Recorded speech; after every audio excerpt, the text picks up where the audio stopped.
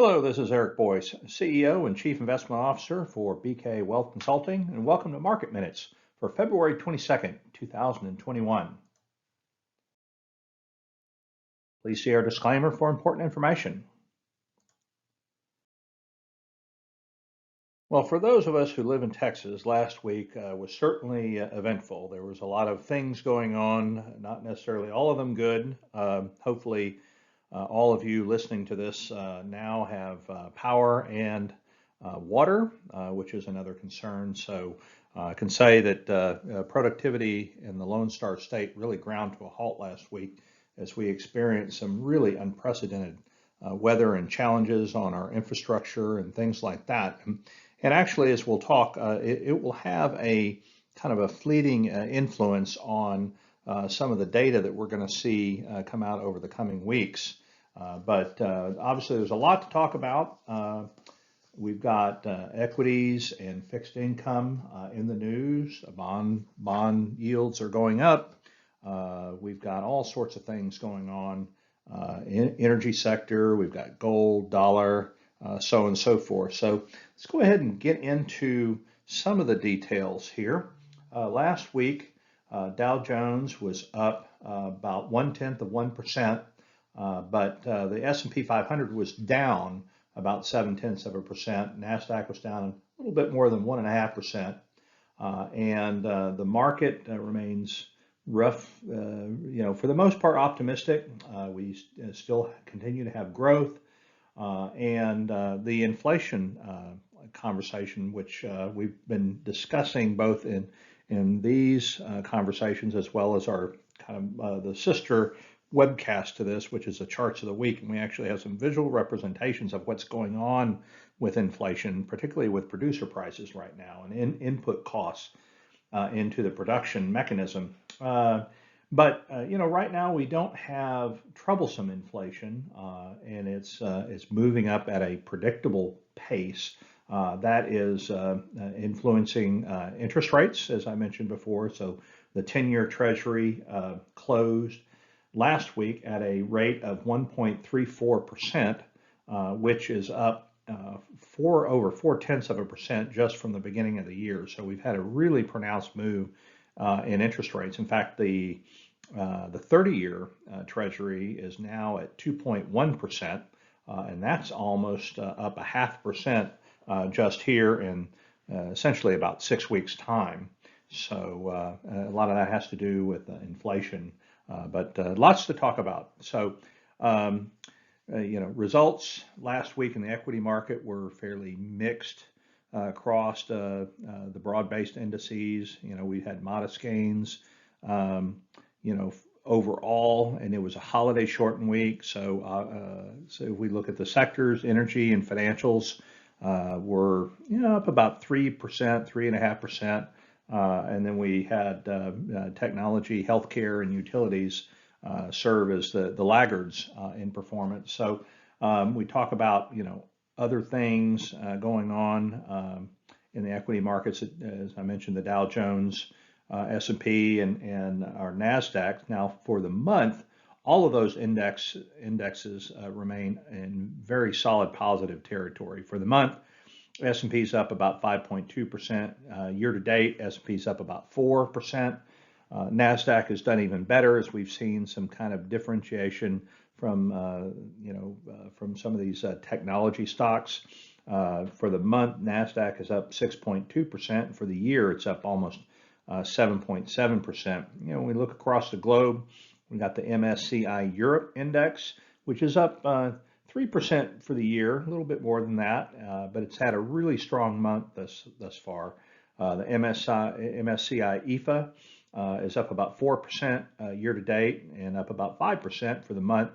Emerging markets have done exceptionally well. In fact, outside of the Russell 2000, the emerging market indexes had the best year-to-date performance at almost 11%. And even for the month, emerging markets are up about 7.6%. A little bit on the heels of a weak dollar, but there's also a lot of other things afoot, including this notion of this global recovery as well. When we look across fixed income, the Barclays aggregate, again, by virtue of some of these rising interest rates, is down about 1.8% year to date. For the month, it's down about 1%. So we've had some kind of consistent decline in the traditional Barclays aggregate, which has more price sensitivity than certainly a lot of the short duration, short maturity instruments that we're using in our portfolio. High yield is actually up positive 1.3% year to date, and leveraged loans have had a particularly good stretch here. They're up about 1.3%. So if we look at different other areas, real estate, which had an awful year last year, net is up about 3.5% year to date. And if we look at the energy sector, really crude, which was down about 20%, 21% last year, is actually up 22% this year. So we've not quite recovered all of that drop, but we've done a really good job of battling back. And in fact, for the month, WTI crude is up about 13.5%. And we'll probably see more movement in crude prices, which were up over 60%. We had some rather meaningful shut-ins here in the Texas area related to the storms last week, and that's putting a pinch on distillate prices. It's probably going to put a near-term pinch on crude prices. And then we've got some other noise in the background with regard to OPEC, where we may have, there's some reports that Saudi Arabia is going to be looking to reverse its unilateral 1 million barrel per day production curbs. And so we'll just have to wait and see. In fact, the weather last week temporarily shut in about half of the production in the Permian Basin. So they give you a little bit of idea of what's going on there.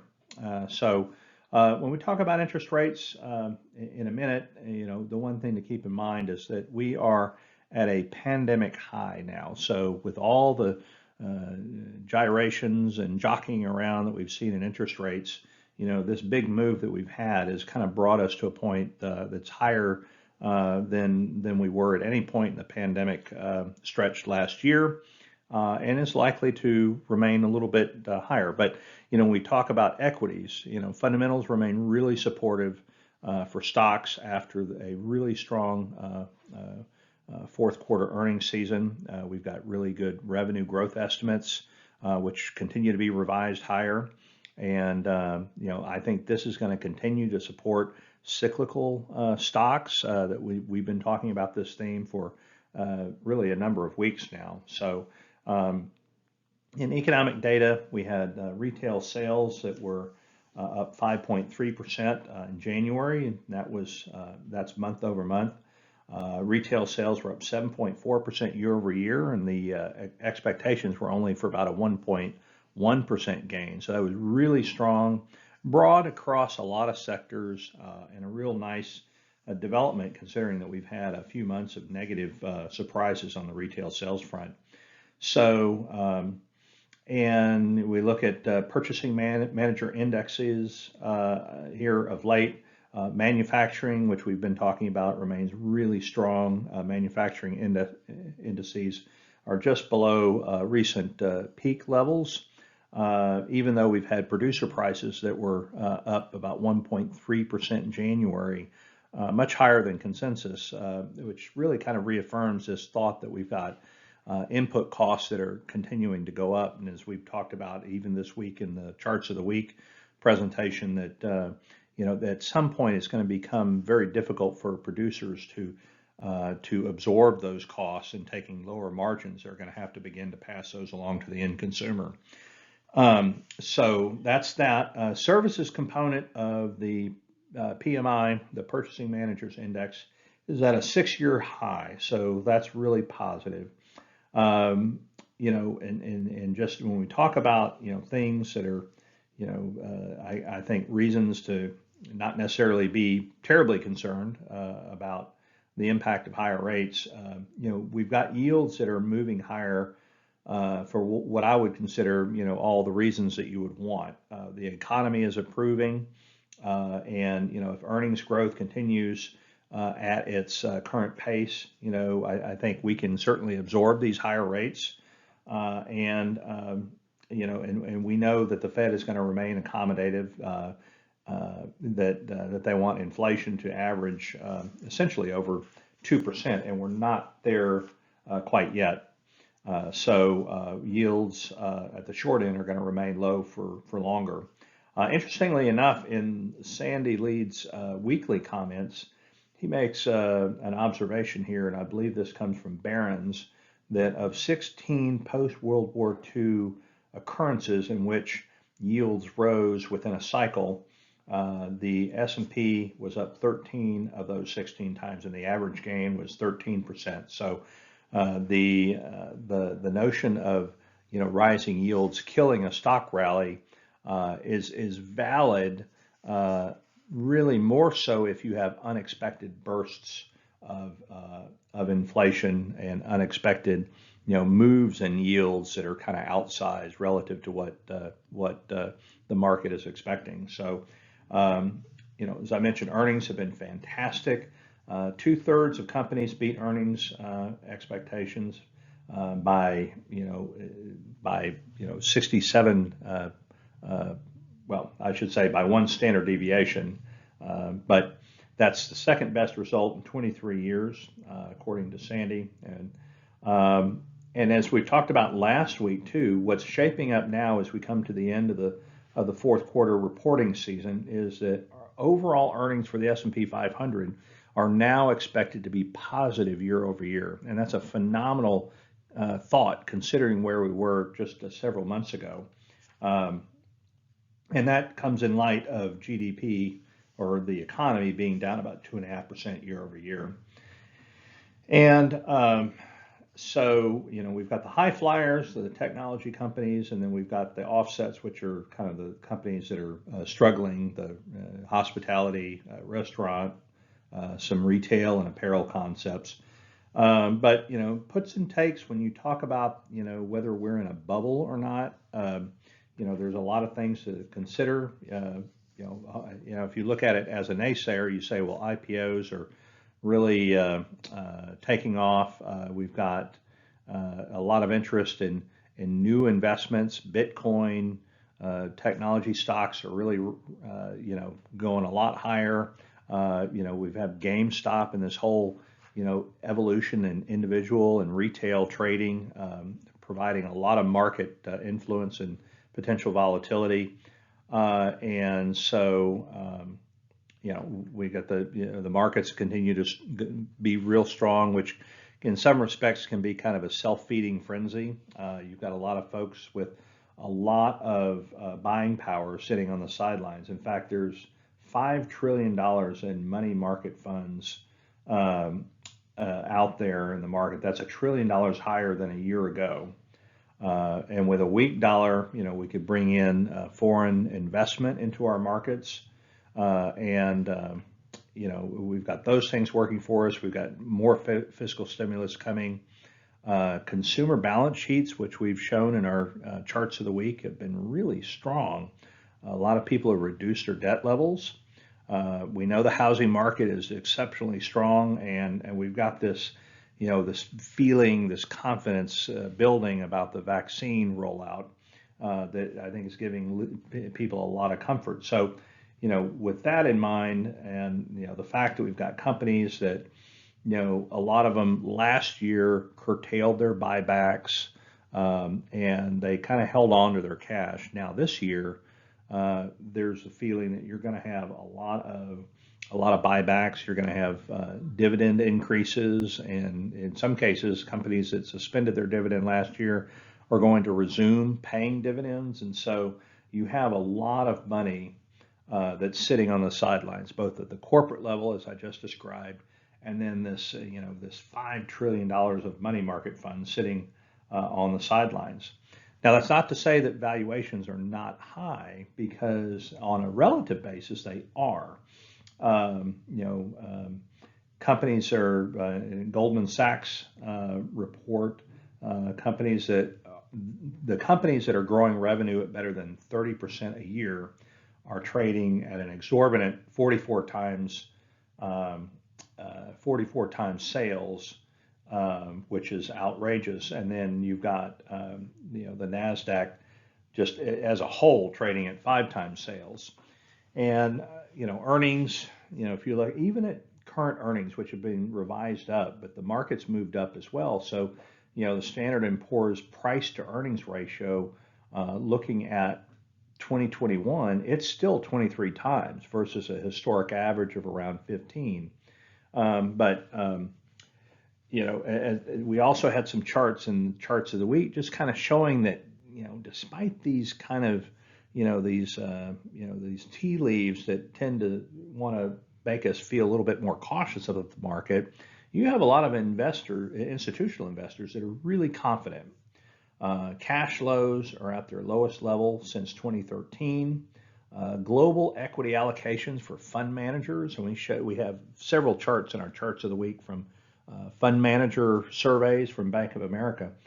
Global equity allocations are at a 10-year high, and we've got a really high number of institutional fund manager respondents that say that they're taking a higher than normal level of risk despite these valuations, which I think is pretty profound in this environment. Interestingly enough, another piece of information that kind of gives you a sense of where we are in the market. This is also from Sandy. I love some of the stuff that he put out this week. That in the Russell 2000 index, now these are small caps. There are 300 of the roughly 2,000 constituents in that index that are larger than at least one member of the S&P 500, which is really profound. And something else we've shown, and we've talked about it here recently, that 40% of the Russell 2000 index has no earnings, and they've resoundingly beaten the companies with earnings that are profitable. And it just makes it really hard to put a value on the index when such a large percentage of its constituents aren't even profitable. So very, very, very interesting. So just kind of putting a cap on some of the other tea leaves there before we talk about fixed income and kind of general economic stuff. So we know that, let's see. I'm sorry, I'm going to back up a little bit. I think one thing that I saw over the weekend that does make some sense to me as it relates to the dynamics between equity and fixed income is that, there could be a little bit of this bear steepening going on because we've seen a lot of steepening in the yield curve. I mentioned 10-year yields are up to pre-pandemic levels. Yields and spreads are actually, rising together. And, and typically, you see when you have a widening of spreads between the 10 and the 2-year, and we know short-term rates out to 2 years are anchored with this thought that Fed's going to keep the short-term rates or the Fed funds rate very, very low. So we've got inflation expectations on the longer end of the curve that are driving yields higher, so that's steepening the curve. But according to some work by Nuveen over the past couple of market cycles, spread widening between 2 and 10-year Treasury yields of 130 to 200 basis points, essentially 2 percentage points from their lows, has marked a peak for stocks. And so, I think that's something that we need to take into consideration here. That, with all the enthusiasm, the optimism, the cash on the sidelines, the spending power, and the data, we still have these things that tell us that are really good historical barometers to say when you have spreads widening by a tremendous, like an outsized amount, like 2 full percentage points from their trough, that you're going to have some disruption, some hiccups in the market. And I think that's kind of what we're talking about. I think, again, as I, listen to myself, watch myself in the mirror talk about this stuff, sometimes, my long-term optimism has not waned one bit. Yeah, I do feel that we're in, a synchronized recovery. Vaccines are going to liberate people to begin to spend more money and just be more active, which is going to have I think, a compounding effect to some degree. I think that will bring inflation, but I do think that inflation can live and coexist with higher equity prices, as long as it's not a big shock. But we're going to have to get past a little bit of headwinds here over the coming weeks. Just when we talk about the political scene, we will likely have a first vote on President Biden's $1.9 trillion stimulus package coming up. And then we also have Jerome Powell, who's our Fed chair, his report to Congress on Tuesday. And, with regard to the stimulus package, the market expects that. Obviously, the market would be exceptionally disappointed if it didn't happen, because, it's very much being built into the market.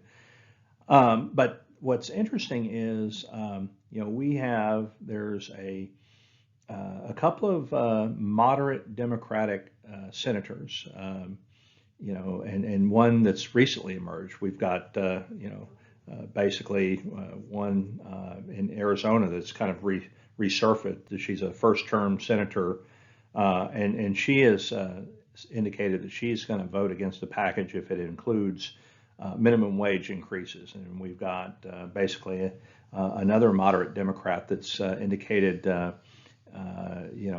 his opposition to some of those same points. And so it's not a certainty that we're going to get the largest package, even through reconciliation. It's going to have to get past the Senate, and that's essentially it's a dead heat with a tiebreaker coming from Vice President Harris.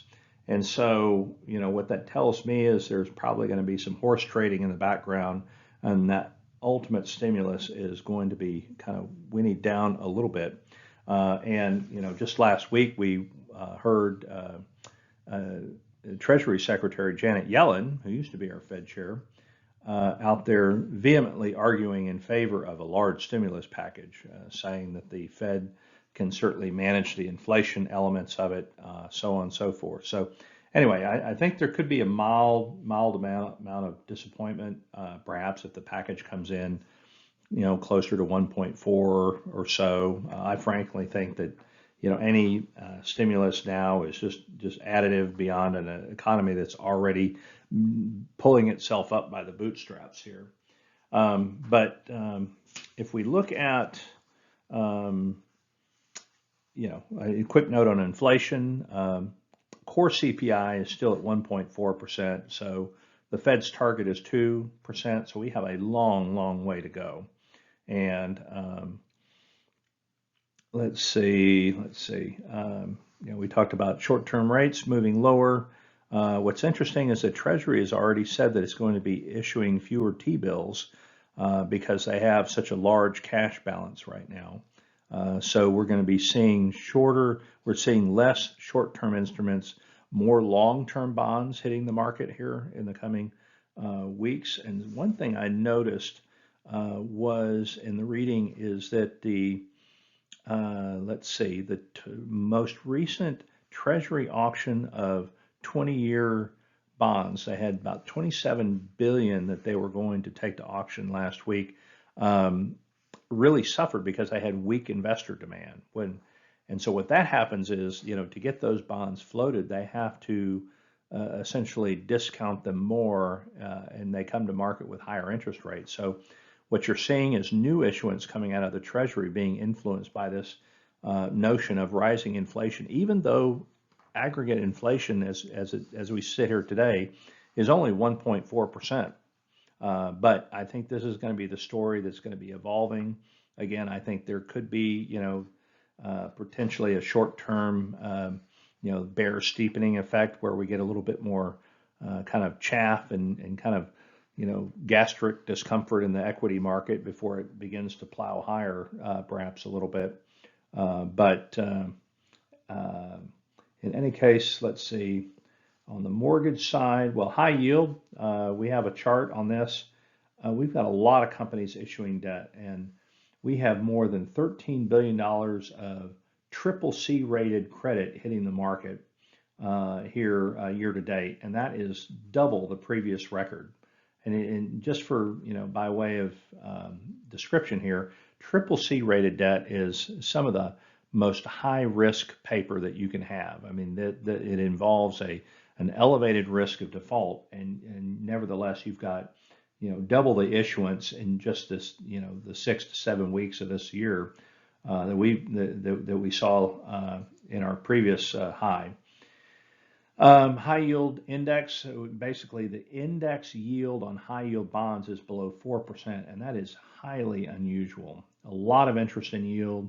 A lot of, you could argue that there's maybe some bubbles developing there. And then on housing, so that's the big what if here on rising 10-year rates is what's the impact going to be on housing.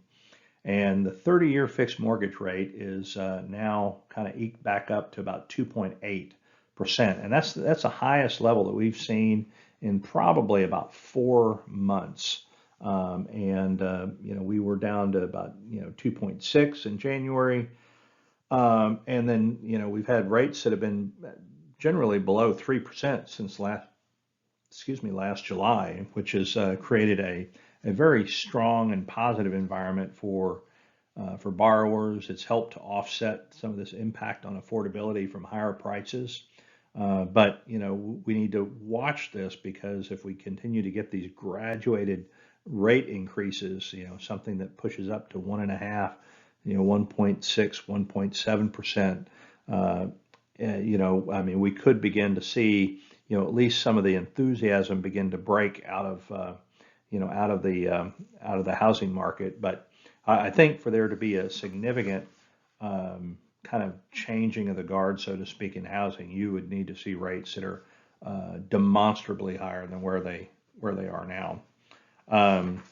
So let's see. We've talked about yields and break-evens being higher. Let's see.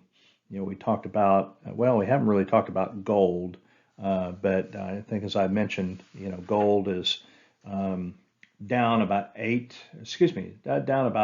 6.3% year to date, and it's down about 4% for the month to about $1,775 an ounce. And again, I think dollar is going to become become more beholden to what's going on with interest rates, as perhaps higher interest rates maybe being a slight alternative.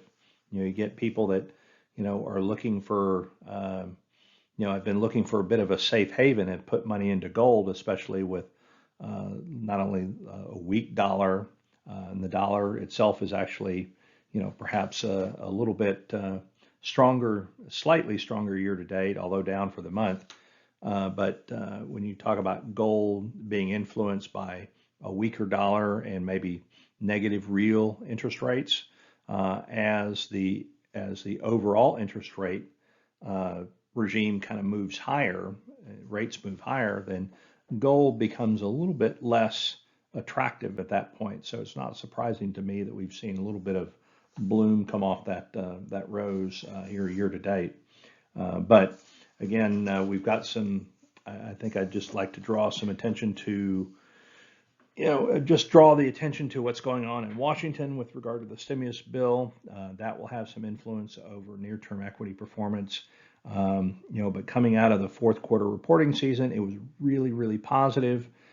So we've got that as a backdrop. We have a lot of liquidity on the sidelines, and then we have this feeling that we've got this manageable inflation beginning to brew in the pipeline. So I feel good. I feel like we're going to have maybe a little bit of turbulence, perhaps,